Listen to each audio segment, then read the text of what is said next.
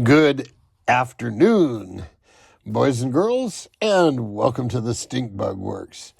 I originally had not planned a video today, but as I got making this part here, I thought I would show you some thinking. And partly the reason I'm doing all of this is this thing is so simple. You can make one of these at home yourself. You don't need my plans. I mean, let's face it, it's a Depron box.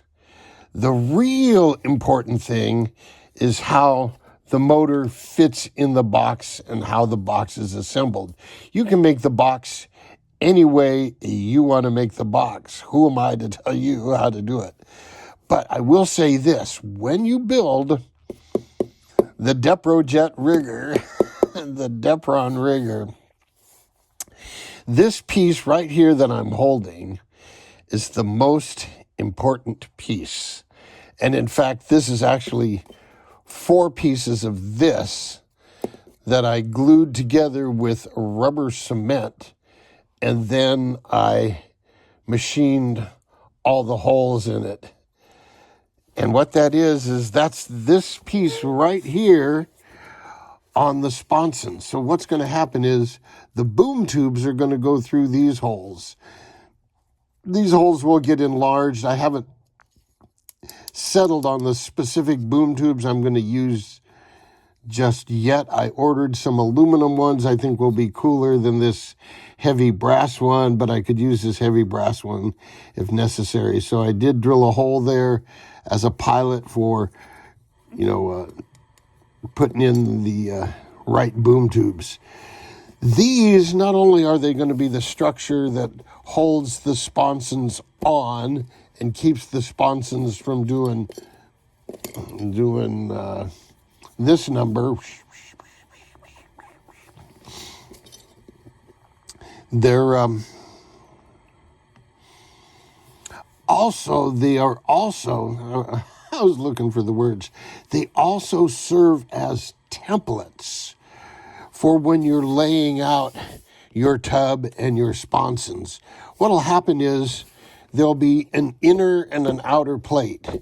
The inner plate will have these carbon fiber tubes and the sponson boom tubes epoxied to it, and the outer plate will just be the bare plate with the holes in it.